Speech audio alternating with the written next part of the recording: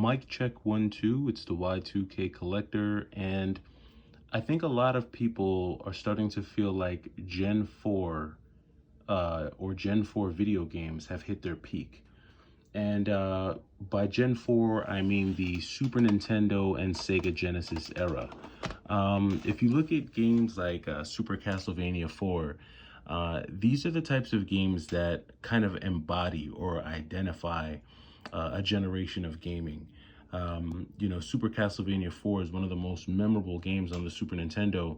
And when you think about Gen 4 games, it's games like this that come to mind, along with games like Teenage Mutant Ninja Turtles, Turtles in Time, Super Metroid, Contra 3, Alien Wars. You think about games like for the Sega Genesis, Contra Hard Corps, maybe,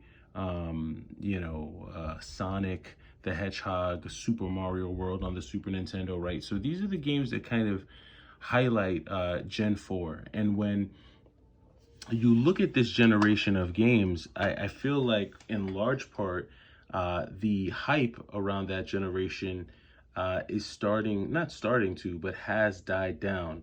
And from a pricing perspective, I think a lot of those games have really tapped out.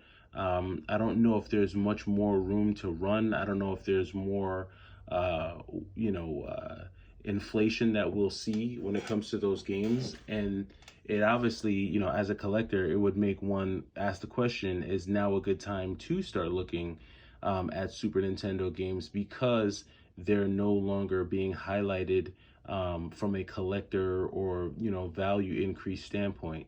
I think a lot of collectors today and a lot of this generation of gamers are starting to look to the PS3 generation and the Xbox 360 generation when it comes to games that are going to continue to go up in value and go up in price. A couple years ago, 2 to 3 years ago, everything was going up in price. But as time has gone on, little by little, there are only certain consoles that are shooting up in price, and I would even take it a step further. It's only certain games on certain consoles that we're seeing to jump up in price, and it's creating a whole new subset of what many of us would consider grails, right? Or super rare games or highly sought after games. This is what's happening with this generation, and we've seen a few games over the past few years hit that super rare or grail status. When you think about a game like Devil's Third on the Wii U, a game that was not very popular, no one really cared for it, but now that is considered a Wii U grail, right? It's it's probably the most, if not one of the most expensive games on the Wii U.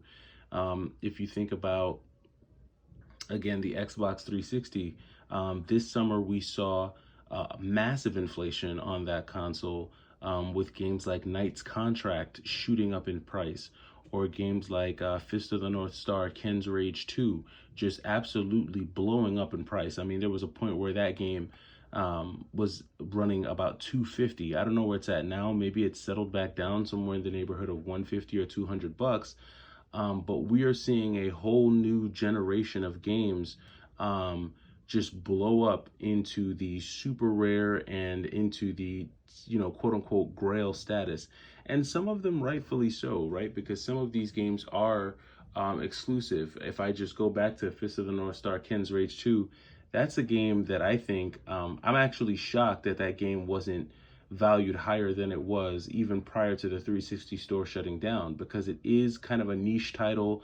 It falls into that like 3D beat 'em up genre, and usually folks who are, lovers of that genre, usually games like that are real niche and um, don't have a lot of copies on other consoles, usually those tend to be the first to shoot up.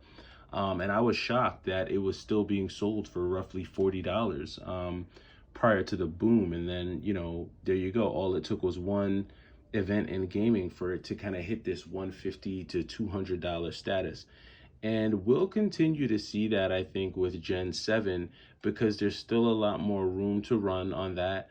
And I don't think that it's Gen 7 has seen the type of, you know, um, I guess, attention that Gen 4 through Gen 6 has seen.